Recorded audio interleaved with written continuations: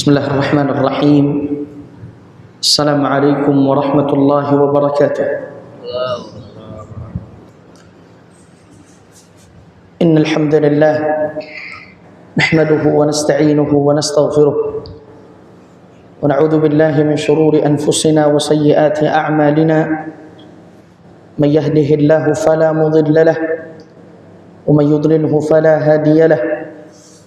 وأشهد أن لا إله إلا الله وحده لا شريك له وأشهد أن محمدا عبده ورسوله صلى الله عليه وعلى آله وصحبه وسلم تسليما. اللهم صل وسلم وبارك على نبينا محمد وارض اللهم عن الخلفاء الراشدين الأربعة أبي بكر وعمر وعثمان وعلي وعن سائر الصحابة أجمعين وسلم تسليما مزيدا. Amma ba'du, ma'asyiral muslimin, ma'asyiral muslimat, saudaraku saudariku, ikhwan dan akhwat yang semoga senantiasa dirahmati dan diberkahi oleh Allah Azza wa Jalla.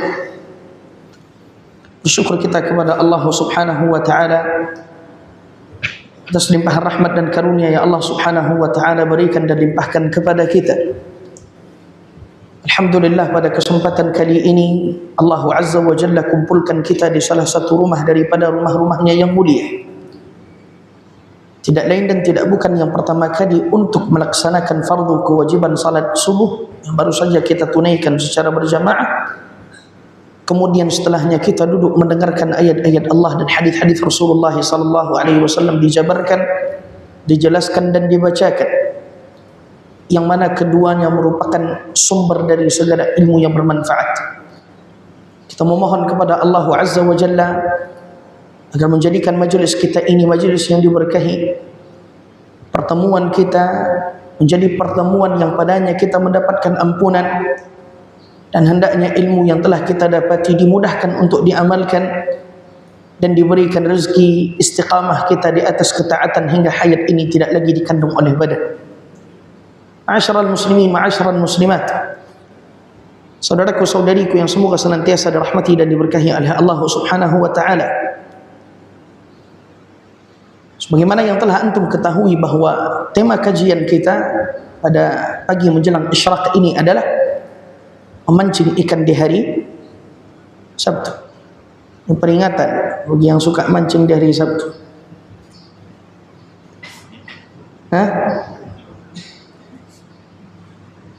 Ma'asyiral ikhwah, a'azani Allah wa iyyakum jami'a. Tema itu kita ambil daripada kisah masyhur yang Allah Azza wa Jalla abadikan ia di dalam Al-Quran, berkenaan tentang orang-orang dari Bani Israel yang mereka itu dilarang oleh Allah Subhanahu wa taala untuk memancing ikan di hari Sabtu, namun mereka tidak mengindahkan larangan tersebut. Telinga mereka ada tapi dia tidak mendengar, mata mereka ada tapi mereka tak gunakan untuk melihat, hati mereka ada tapi mereka tak gunakan untuk tafakkur. Ya, akhirnya Allah Azza wa Jalla mengutuk mereka.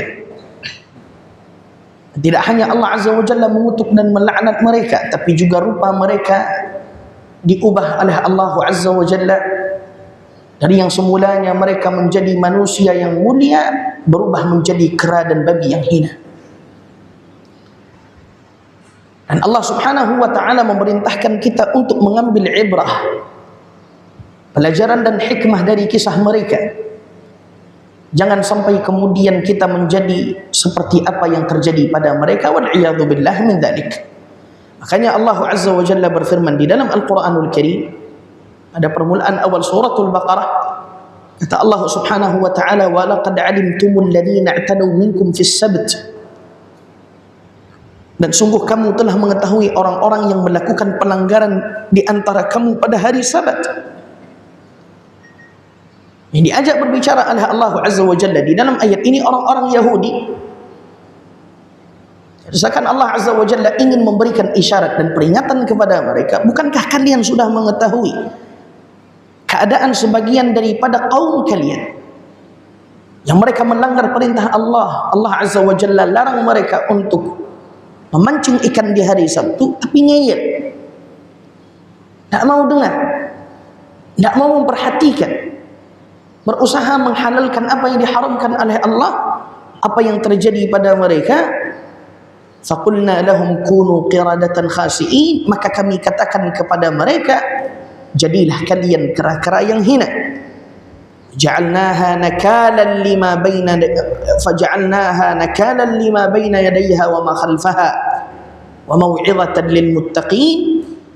Maka kami jadikan yang demikian itu peringatan bagi orang-orang di masa itu dan bagi mereka yang datang di kemudian hari, serta menjadi pelajaran bagi orang-orang yang bertakwa. Jadi di dalam ayat ini Allah Azza wa Jalla ingin agar kita mencari tahu, mempelajari apa sebenarnya yang terjadi pada orang-orang yang telah dikutuk oleh Allah Azza wa Jalla menjadi kera dan babi. Sampai jam berapa kajian kita? Hah? Untung kayaknya ngantuk nih. Pulang kita? Cukup? Cukup? Hah? Cukup? Lanjut? Baik. Kalau dilanjut ya kita lanjut. Bismillah. Ini TS enggak ada ya? Pagi hari TS enggak ada ya? Hah? Enggak ada. Subhanallah.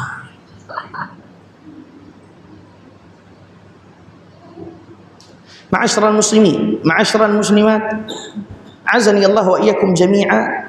Allah Subhanahu wa ta'ala berfirman, was'alhum 'anil qaryati allati kanat hadiratal bahr. Kata Allah Azza wa Jalla kepada Nabi alaihi salatu wassalam, dan tanyakanlah kepada mereka, yaitu Bani Israel.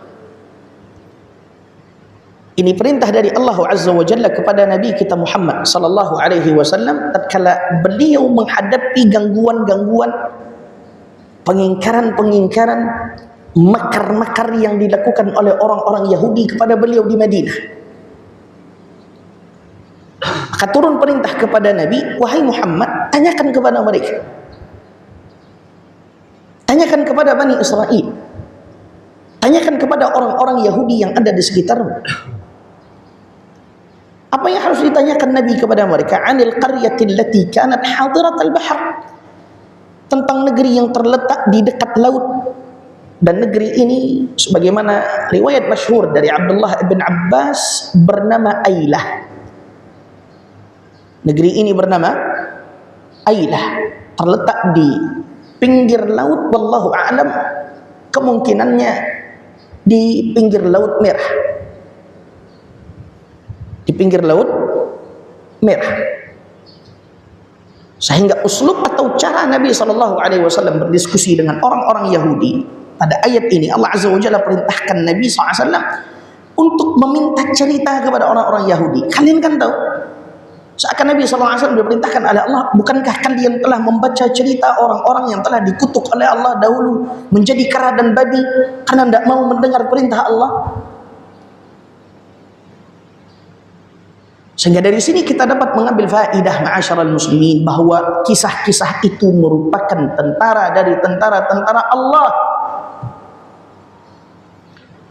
Sekarang terjadi perdebatan tatkala fitnah dan konflik Timur Tengah itu memanas. Syiah itu Islam apa enggak sih? Mungkin kita bisa adu argumen. Ada yang bilang dia kafir, ada yang bilang dia masih muslim. Buktinya kalau dia masih muslim kan dia masih bisa masuk Masjidil Haram.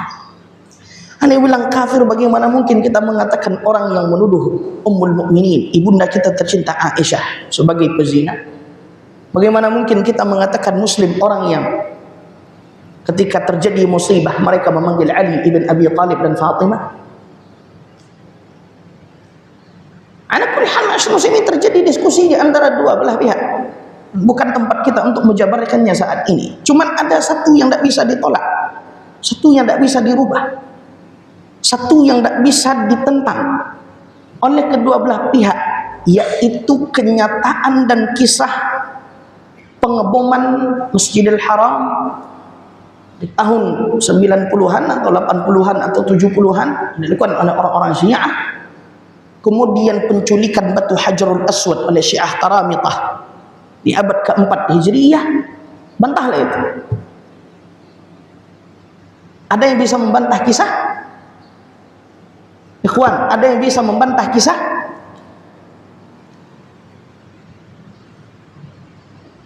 Maknanya dia tidak bisa dijadikan, ya, tidak bisa dirubah. Itu sejarah.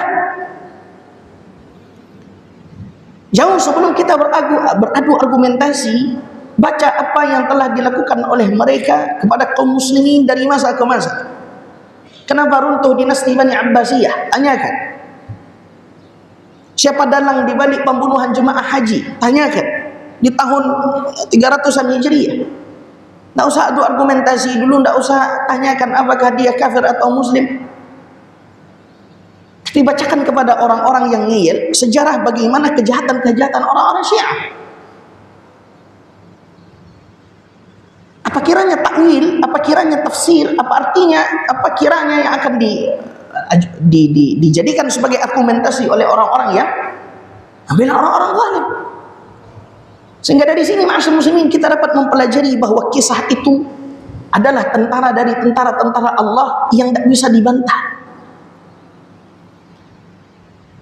Hanya bagian daripada cara Allah Azza wa Jalla menghibur hati Nabi kita Muhammad sallallahu alaihi wasallam, mengokohkan hati beliau. Dan cara untuk mengokohkan dakwah beliau, Allah turunkan kepada beliau cerita orang-orang terdahulu. Tanyakan. Kayak ma'asyiral muslimin azanillah, itu penting untuk kita mengetahui kisah orang-orang terdahulu. Penting bagi kita untuk mengetahui sejarah. Sejarah itu tidak bisa dikotak-kati, apalagi sesuatu yang sudah menjadi buah bibir tersebar di kalangan kaum muslimin secara umum. Bagaimana menutupnya? Sehingga yang ada adalah mengambil ibrah, pelajaran daripada kisah-kisah dan sejarah yang ada. Maka ini perintah dari Allah Azza wa Jalla kepada Nabi sallallahu alaihi wasallam untuk bertanya kepada Bani Israel tentang kaum yang berada di pinggir pantai. Abdullah ibn Abbas mengatakan bahwa kampung tersebut disebut Ailah. Terjadi khilaf di antara para ulama ahli tafsir. Sebagian mengatakan bahwa dia di pinggir danau Tabariyah. Sebagian lagi mengatakan dia adalah Madian. Cuman wallahu tabaraka wa ta'ala alam, setelah kita melihat pendapat-pendapat para mufassirin di dalam masalah ini, maka ya yang paling masyhur di kalangan mereka atau di tengah-tengah mereka, kampung tersebut bernama Ailah. Dan dia berada di pinggir pantai. Lalu Allah Subhanahu wa ta'ala berfirman, apa yang terjadi pada orang yang berada di pinggir pantai ini? إذ يعدون في السبت, yaitu mereka melanggar aturan pada hari Sabt. Hari Sabtu. Sekarang hari apa? Hari Jumat. Harusnya besok ini. Tapi tidak apa-apa, karena besok hari Sabtu, hati-hati jangan mancing di hari Sabtu. Kawan, kata Allah Azza wa Jalla, idh ya'duna fis sabt, yaitu tatkala mereka melanggar perintah dan aturan Allah Azza wa Jalla di hari Sabtu. Hari Sabtu, Sabt artinya al-qata', hari keputusan, hari pemutus. Kenapa dia disebut hari pemutus? Karena Allah Azza wa Jalla memutuskan kepada Bani Israel kegiatan-kegiatan duniawi di hari tersebut agar mereka itu menyibukkan diri untuk beribadah kepada Allah Subhanahu wa ta'ala. Jadi hari yang diagungkan oleh Bani Israel dan orang-orang Yahudi adalah hari Sabt, di mana ketika tenggelam matahari di akhir hari Jumat, mereka mulai sibuk di dalam rumah-rumah mereka beribadah kepada Allah Subhanahu wa ta'ala. Tak boleh ada apapun daripada aktivitas duniawi yang mereka kerjakan. Berbeda dengan kita, Allah Azza wa Jalla muliakan hari Jumat. Allah pilihkan hari Jumat untuk kita, hari yang paling mulia, penghulu penghulu hari-hari pekanan. Tapi yang dilarang oleh Allah Azza wa Jalla berjual beli dan beraktivitas bagi lelaki setelah azan Jumat yang kedua. Azan Jumat di sini berapa kali? Kenapa tidak dibuat dua? Kenapa tidak dibuat dua? Hah? Dah biasa satu, biasakan dua. Nah, boleh. Mau adzan dua kali boleh. Adzan yang pertama sunnahnya Amirul Mukminin Uthman ibn Affan radhiyallahu tabaraka wa taala anhu. Kemudian azan kedua, adzan memanggil orang untuk salat. Ala kulli hal ma'asyiral muslimin, yang dilarang padanya transaksi, yang dilarang padanya aktivitas jual beli atau yang lain sebagainya bagi para lelaki di hari Jumaat adalah tatkala khatib telah naik ke atas mimbar. Sebelum itu silahkan berniaga. Setelah salat Jumat silahkan cari keutamaan dan fadl serta rezeki dari Allah di muka bumi ini. Tidak ada larangan. Begitu rahmat Allah Azza wa Jalla kepada kita umat Islam.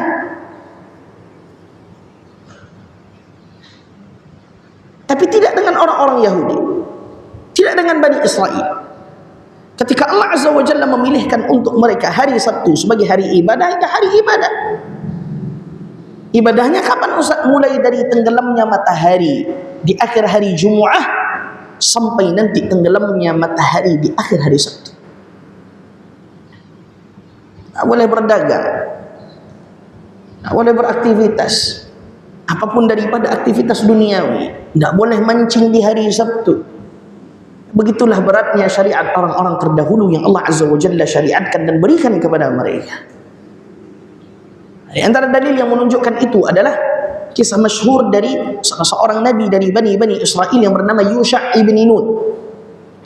Kepemimpinan Bani Israel sepeninggal Nabi Musa dan Harun jatuh kepadanya. Suatu ketika dia ingin menggempur suatu negeri yang ingkar penduduknya kepada Allah.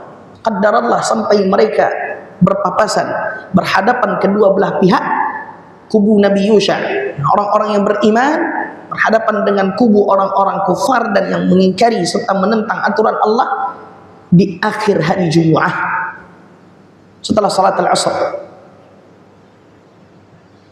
Kemudian Nabi Yusha' ibn Nun, berikut juga Bani Israel mengetahui kalau sudah jumpa nggak enak kalau nggak perang, kan begitu. Cuman besok sudah hari Sabtu, malam ini malam Sabtu, maka Nabi Yusha' memohon kepada Allah agar matahari ditahan. Maka waktu itu pernah terhenti satu kali. Yang sahih, waktu pernah terhenti satu kali, yaitu ketika zaman Nabi Yusha' ibn Nun. Dia memohon kepada Allah agar matahari ditahan, maka matahari tetap berada di tempatnya, tidak bergerak, sampai akhirnya kemenangan itu diraih oleh Nabi Yusha' ibn Nun. Tidak lain dan tidak bukan permintaan agar matahari itu ditahan agar mereka mampu berperang dan tetap bisa beribadah kepada Allah di malam Sabtu dan di hari Sabtu. Nah, ma'asyiral muslimin, azani Allah wa iyyakum jami'a. Apa yang terjadi pada mereka? Apa pelanggaran mereka di hari Sabtu? Kata Allah Azza wa Jalla, إذ تأتيهم حيتانهم يوم سبتهم شرعا. Kata Allah Subhanahu wa taala, ketika datang kepada mereka ikan-ikan yang berada di sekitar mereka terapung-apung di permukaan air di hari Sabtu. Ini ibtila dari Allah, ini ujian dari Allah Azza wa Jalla. Jadi ketika mereka sudah memasuki malam Sabtu dan hari Sabtu, maka ikan-ikan itu bermunculan. Syurra'an. Syurra'an itu banyak, sakingkan banyaknya moncong-moncong ikan itu penuh di pinggir pantai. Hanya ikannya tahu nih, mereka nggak boleh nih ngambil kita. Ayo kita jalan-jalan ke pinggir pantai. Ibtilah dari Allah Azza wa Jalla, ujian dari Allah. Kenapa pula ujian Ustaz? Naam, kata Allah Azza wa Jalla, wa yauma la yasbituna la ta'tihim. Masalahnya itu kalau sudah hilang dan pergi hari Sabtu, tak ada satupun ikan itu yang muncul ke permukaan. Antum bisa berhenti di dalam membaca ayat ini, wa yauma la yasbituna la ta'tihim kadzalika nabluhum. Atau antum bisa membacanya, wa yauma la yasbituna la ta'tihim kadzalik. Berhenti antum di kadzalik.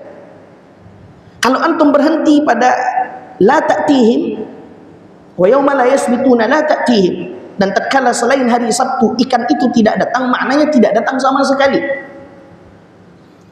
Kalau antum berhenti pada lafaz kadzalik, wa yauma la yasbituna la ta'tihim kadzalik, dan di hari Sabtu atau selain di hari Sabtu ikan itu tidak datang seperti itu, maknanya ikan ada cuman sedikit.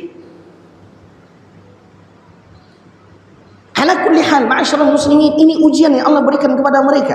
Mereka enggak boleh beraktivitas di hari Sabtu. Cuman di hari Sabtu itulah Allah Subhanahu wa taala memerintahkan ikan-ikan tadi untuk bermunculan di pinggir-pinggir pantai. Bahkan mulut-mulut mereka terlihat. Kalau mereka ingin menangkapnya dengan tangan dapat.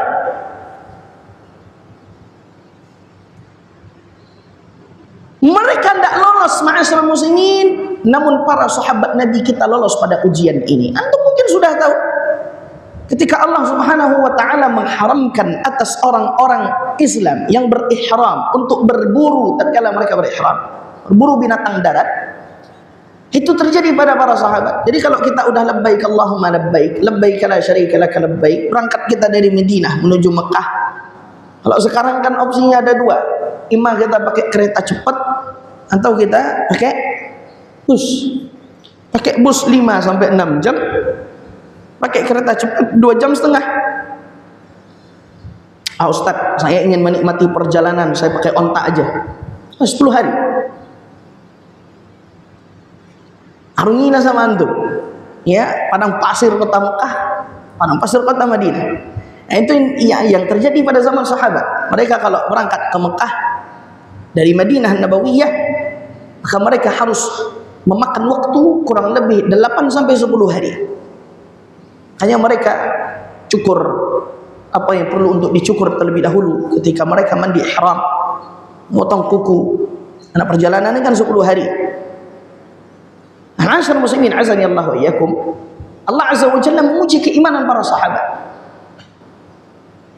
Karena mereka semua berada dalam keadaan berihram dan mereka berangkat dari Madinah ke Mekah, Allah Azza wa Jalla giring kepada mereka binatang-binatang buruan darat. Dan orang Arab suka berburu. Bahkan sampai-sampai di antara mereka itu ada yang mampu mengendus binatang buruan tadi. Allahu a'lam, apakah rusa, apakah kambing gurun. Ini binatang yang diburu. Cuman mereka lolos. Tidak ada yang diikat aja lah dulu, nanti ditandai ini tempatnya. Nanti kalau sudah selesai umrah, selesai haji, baru tangkap. Enggak. Cuman memang benar ma'asyiral muslimin, setelah para sahabat itu tahallul, jangankan wujud daripada binatang buruan tadi, jejaknya pun tak ada lagi, hilang.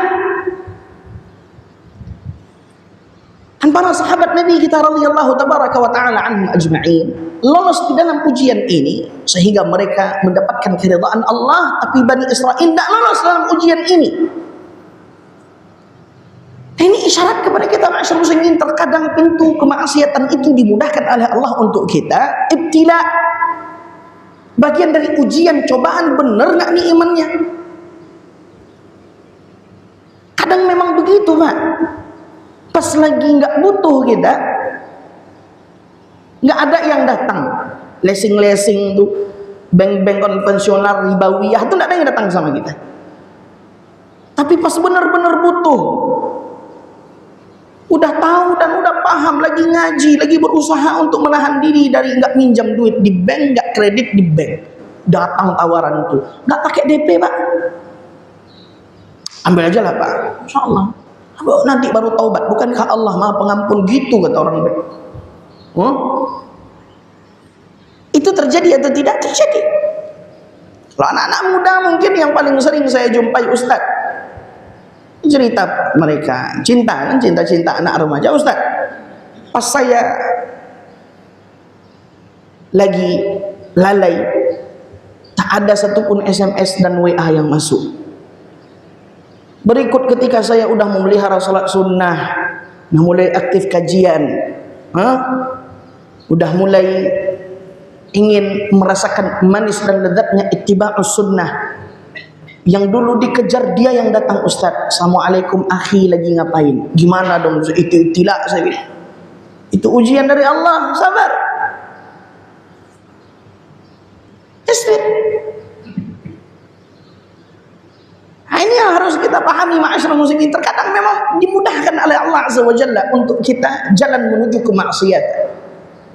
Terkhusus kemaksiatan yang pernah kita lakukan, kemaksiatan yang kita sedang berusaha untuk meninggalkannya, tapi yang jujur dia akan tetap teguh. Maka minta kepada Allah Azza wa Jalla keistiqamahan. Jangan sampai kemudian kita seperti Bani Israil. Jadi ma'asyiral ikhwah azani Allah wa iyyakum, tatkala mereka melihat mulut-mulut atau muncung-muncung ikan itu, moncong ikan itu bermunculan di pinggir pantai. Nah, mereka tahu bahwa Allah Azza wa Jalla melarang mereka dari memancing ikan di hari Sabtu. Akhirnya mereka mencari cara bagaimana ikan ini tetap bisa dinikmati. Hilah, at-tahayul, bukan tahayul, bukan at-tahayul. At-tahayul itu mencari-cari alasan, mencari-cari keringanan, mencari-cari cara untuk menghalalkan apa yang diharamkan oleh Allah. Di sini para ulama tafsir juga berbeda pendapat.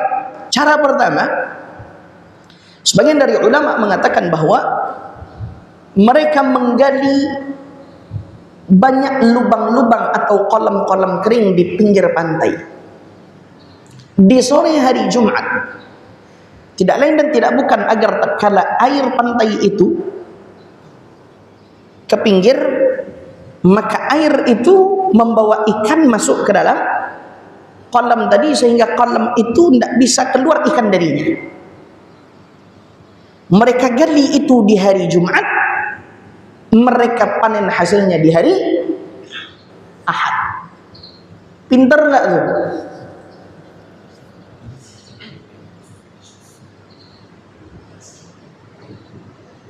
Ini cara pertama.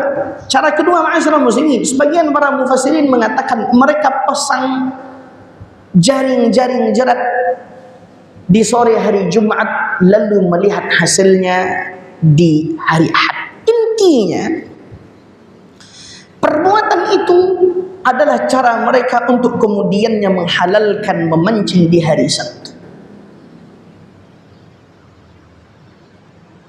Nah, ini yang terjadi, ma'asyiral muslimin. Makanya kalau antum melihat ada orang-orang yang berusaha menghalalkan apa yang diharamkan oleh Allah dengan inilah alasannya, itulah alasannya,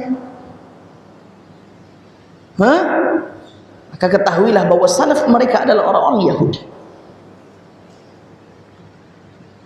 Nah, ini yang terjadi pada mereka.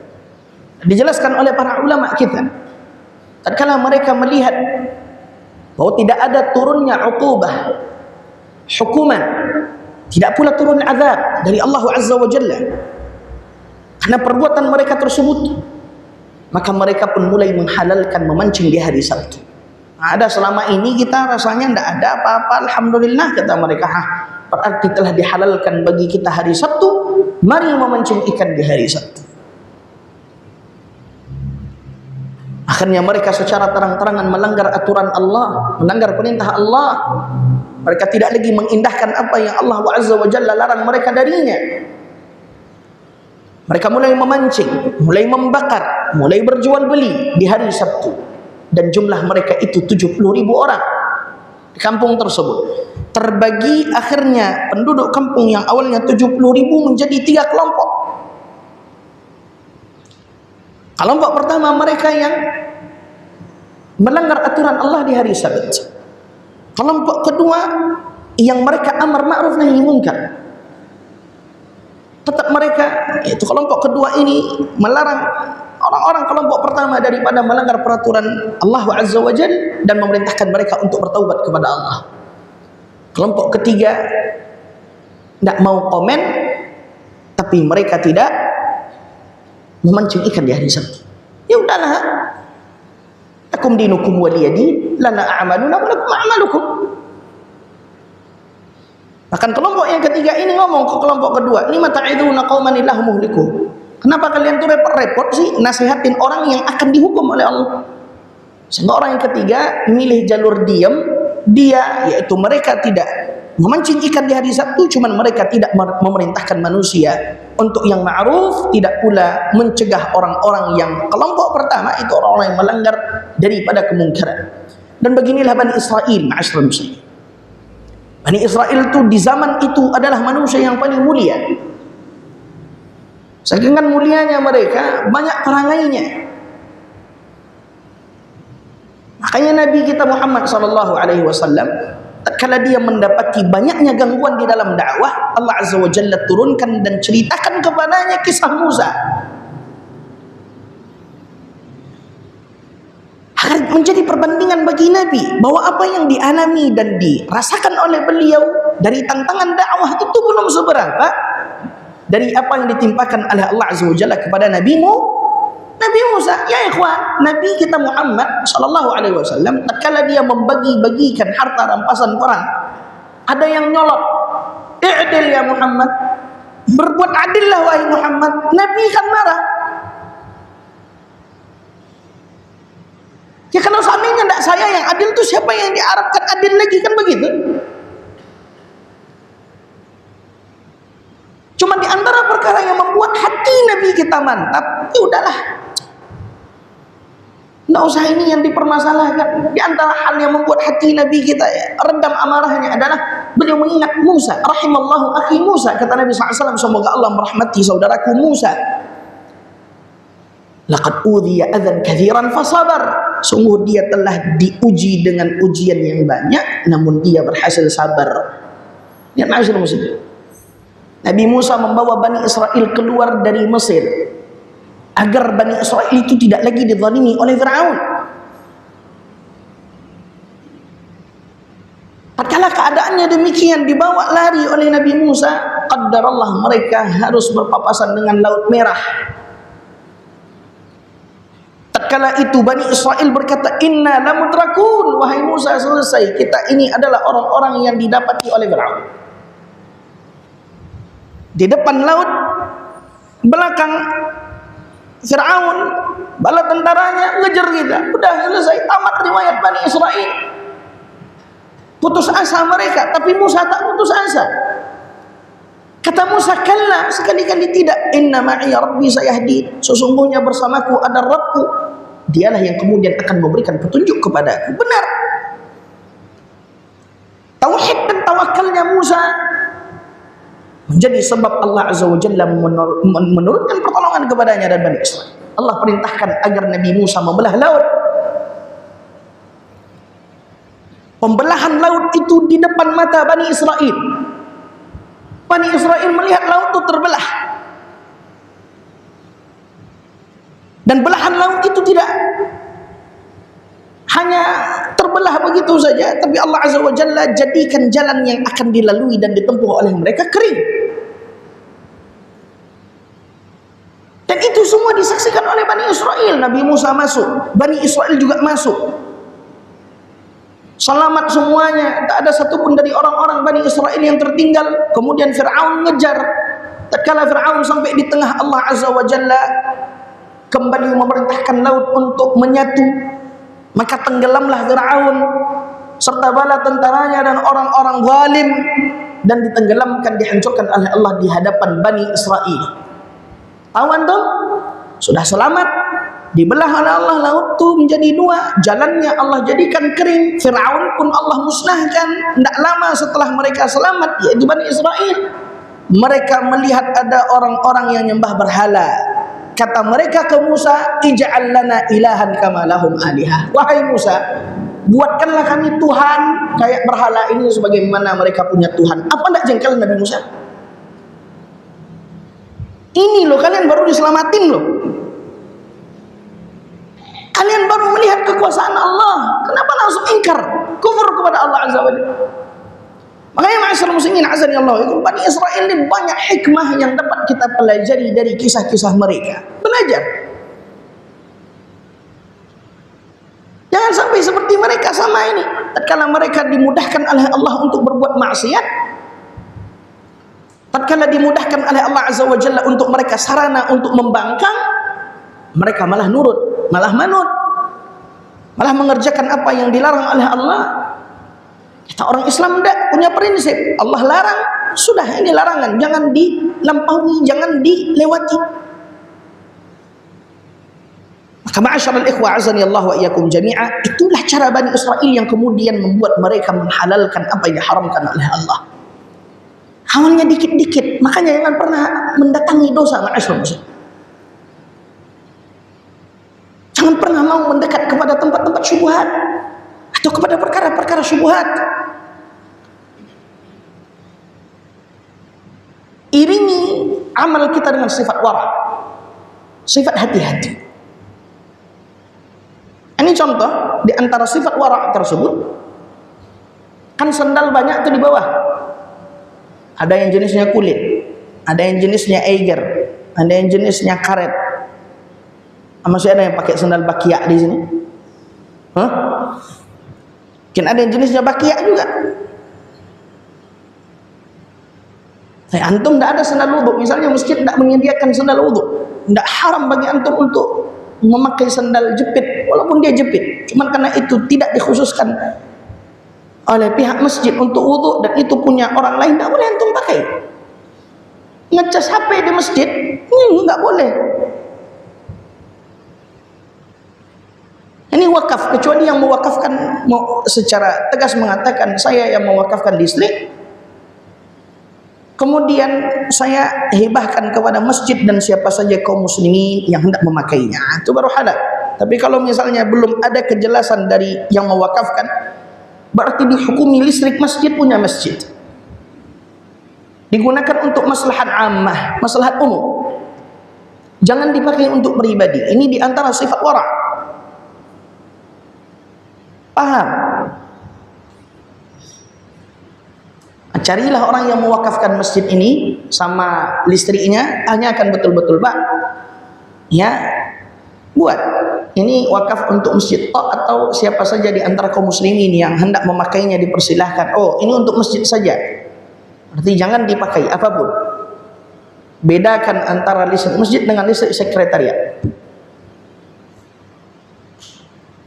Kalau misalnya di listrik sekretariat ada tamu kita atau orang-orang ustaz-ustaznya, imam-imamnya ingin buat kopi, kopi itu kan kebutuhan perut pribadi, bukan kebutuhan umumnya kaum muslimin, maka dia tidak boleh memakainya dengan listrik masjid. Ini bagian dari wara' yang hendaknya dijaga. Jangan dekati perkara syubhat, apatah lagi yang haram. Makanya Nabi SAW itu luar biasa. Beliau menjelaskan kepada kita, innal halala bayyin wa innal harama bayyin. Yang halal itu jelas, yang haram jelas. Wa bainahuma umurun mustabihat. Di antara keduanya, antara halal dan haram itu perkara-perkara yang samar-samar, syubhat. Dan Nabi kasih clue agar kita selamat. Faman ittaqa syubhat faqad istabra'a li dinihi wa 'irdih. Siapa yang menjauhkan perkara-perkara syubhat, maka dia telah menjaga agama dan kehormatannya. Wa man waqa'a fi syubhat waqa'a fil haram. Siapa terjerumus kepada perkara yang samar-samar dan syubhat tersebut, maka dia seakan terjerumus kepada perkara yang haram. Jadi perkara syubhat saja dilarang oleh Nabi SAW untuk kita mendekatinya, apatah lagi yang haram. Kama ma'asyiral muslimin azani Allah wa iyyakum, ini yang Allah Azza wa Jalla ceritakan kepada kita berkenaan tentang orang-orang yang melampaui batas dari Bani Israel di hari Sabtu dengan melanggar peraturan-peraturan Allah. Banyak sebenarnya hukuman yang Allah berikan kepada mereka. Cuma satu-satu kita akan jelaskan insyaAllah. Kata Allah Subhanahu wa ta'ala, nabluhum bima kanu yafsukun, atau kadzalika nabluhum bima kanu yafsukun. Begitulah kami menguji mereka disebabkan mereka berlaku fasik. Karena kefasikan mereka, Allah Azza wa Jalla uji mereka. Akhirnya Allah Subhanahu wa ta'ala mengutuk mereka, ma'asyiral muslimin, menjadi kera dan babi. Makanya kata Allah, falamma ataw amma nuhu anhu qulna lahum kunu qiradatan khasiin. Kata Allah, maka setelah mereka bersikap sombong terhadap segala apa yang dilarang, kami katakan kepada mereka, jadilah kamu kera yang hina. Jadi ma'asyiral ikhwah, dari 70.000 penduduk Ailah ini kita telah katakan ada 3 kelompok manusia. Nah, orang-orang yang beramar ma'ruf nahi munkar telah memutuskan untuk tidak bergabung dengan orang-orang yang melanggar di hari Sabtu. Akhirnya mereka membuat pagar yang membedakan rumah orang-orang yang beriman dengan rumah orang-orang fasik. Suatu hari yang seharusnya mereka sudah ribut berjualan, sudah ada hiruk pikuk aktivitas duniawi, orang-orang yang beriman tidak mendengar suara-suara mereka. Hingga akhirnya mereka berkata, mungkin tadi malam mereka sibuk minum khamar hingga mereka keletihan. Namun ternyata ma'asyar muslimin, dugaan mereka salah. Salah seorang dari orang-orang yang beriman memanjat pagar atau memanjat tembok yang menjadi pembatas antara rumah orang-orang beriman dengan rumah orang-orang fasik. Pemandangan yang mengerikan dilihat olehnya. Ternyata semua mereka telah dikutuk oleh Allah menjadi kera dan babi. Yang muda dari mereka jadi kera, yang tua dari mereka jadi babi.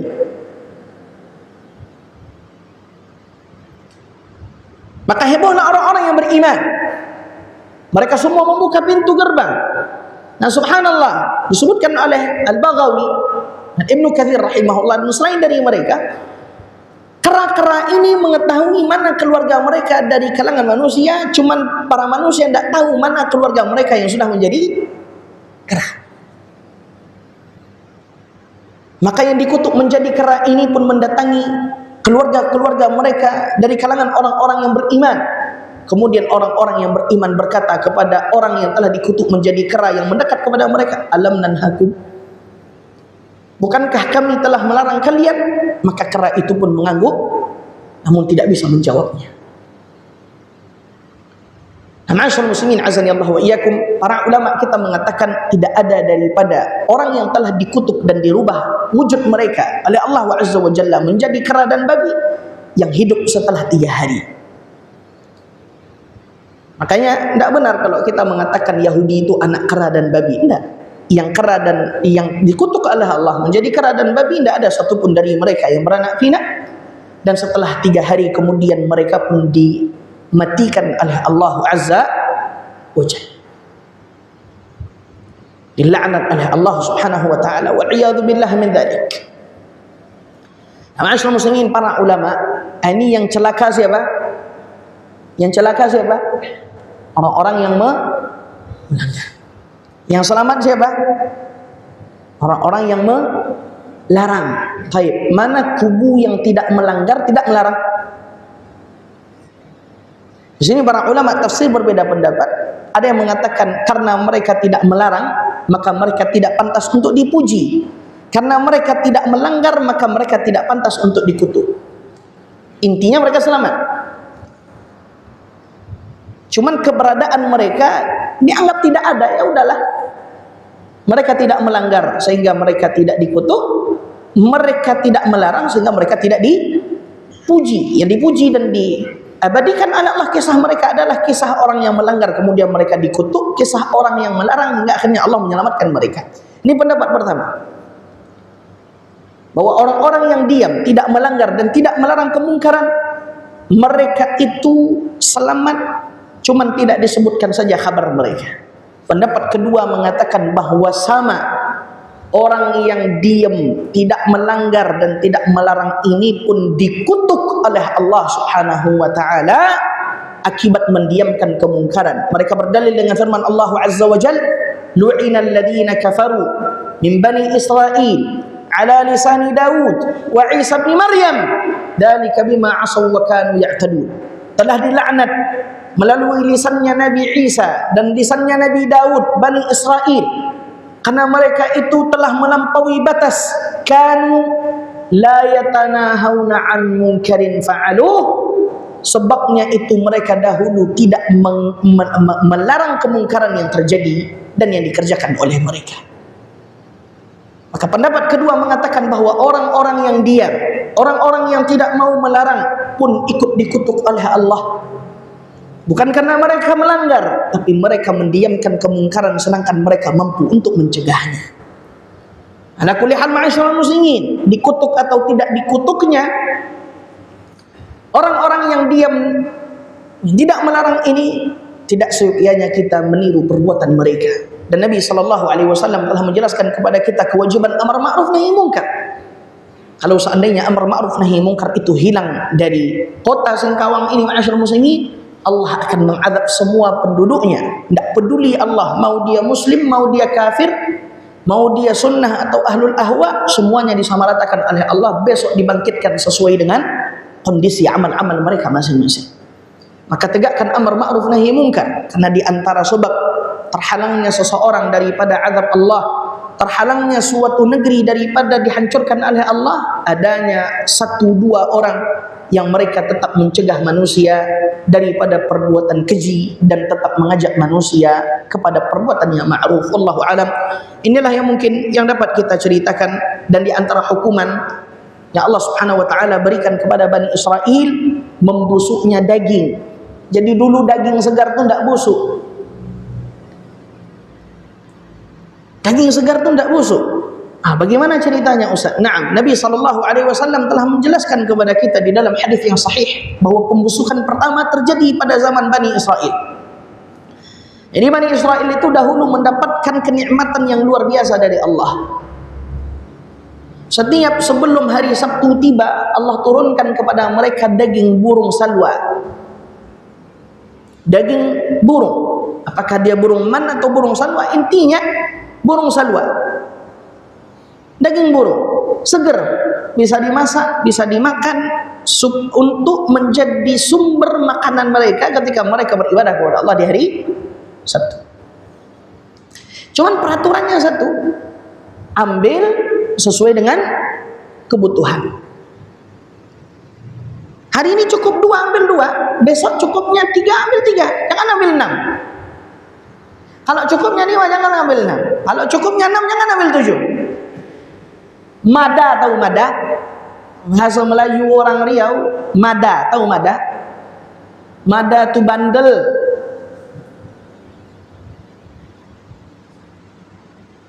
Bandel, tak mau dengar. Kurang apa nikmat Allah kepada mereka? Makanan itu diturunkan. Udah nggak perlu berburu, cuman ambil sesuai kebutuhan. Labo ma'asyarul muslimin. Tamak. Mereka tidak mau mengindahkan perintah Allah. Nekat mereka mengambil di luar daripada kadar kebutuhan mereka. Apa yang terjadi? Membusuk daging-daging itu sampai sekarang. Hanya daging kurban, coba antum potong jam 9, biarkan dia sampai jam 7 malam, berbau tuh. Hanya kalaulah bukan karena Bani Israel, daging-daging itu tidak akan busuk, tidak perlu kita kulkas. Dan kita pun terkena imbasnya. Luar biasa Bani Israel. Mereka kerjaannya dulu bunuh-bunuh para nabi. Kita sedih dengan apa yang terjadi di Palestina. Semoga Allah Azza wa Jalla mengangkat bala dan musibah dari saudara-saudara kita di Palestina, di Gaza secara khusus, dan di seluruh negeri-negeri kaum muslimin secara umum. Bantu mereka dengan doa.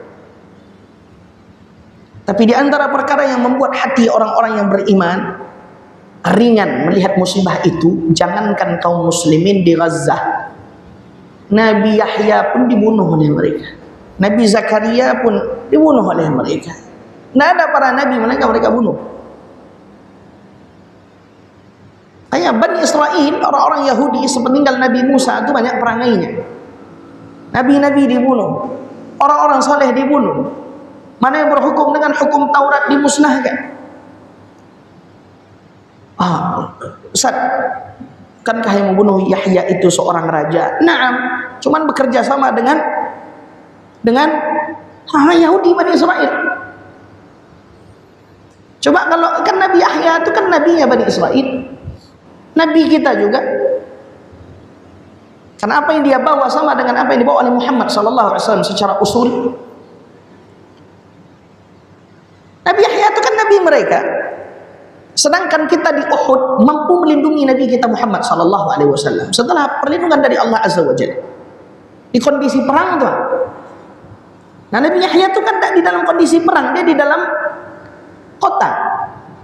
Seharusnya kan mereka mampu menyembunyikan, melindungi Nabi mereka. Kalau bukan karena mereka tidak mau melindungi Yahya, Yahya dapat dipenggal kepalanya. Itulah perangai orang Yahudi, itulah perangai orang Bani Israel. Makanya di antara perkara yang dapat membuat hati kita merasa kuat. Kalau saya pribadi memang saya tidak sanggup untuk melihat video hancurnya rumah. Biasanya saya sedih, luar biasa maksudnya. Ya subhanallah, saya bilang ya Allah, tidak heran sih mereka membunuh orang-orang Islam, orang Nabi saja dibunuh oleh mereka. Maka ma'asyiral muslimin, ambil ibrah, ambil pelajaran, fa'tabiru ya ulil absar. Ambillah pelajaran wahai orang-orang yang berfikir agar kalian itu mendapatkan rahmat. Baca cerita Bani Israel, ambil hikmah dari mereka. Ini pertemuan kali ini cerita orang yang membangkang. Pertemuan di masa yang akan datang kita cerita bagaimana orang-orang yang taat kepada Allah dari kalangan Bani Israel. Bukan tidak ada yang taat dari mereka, cuman mengambil hikmah dari orang yang melanggar itu secara tidak langsung membuat kita taat kepada Allah Subhanahu wa taala. Wallahu a'lam. Ada pertanyaan? Ada pertanyaan atau pernyataan? Silakan.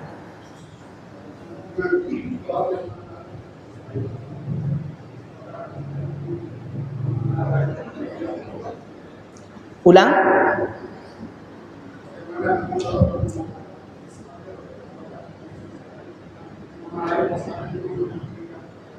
Ina, ya, Israel adalah nama Nabiullah Ya'qub alaihi salatu wassalam. Allah sebutkan Israel di dalam surah Maryam. Ya, Allah Azza wa Jalla sebutkan Israel tanpa bani di dalam surah Maryam. Ini dalil yang menunjukkan kepada kita bahwa Israel adalah nama Nabiullah Ya'qub. Cuman para ulama berbeda pendapat apa makna Israel. Ada yang mengatakan Isra artinya berjalan, il itu artinya malam. Jadi Nabi Ya'qub punya kebiasaan berjalan di malam hari.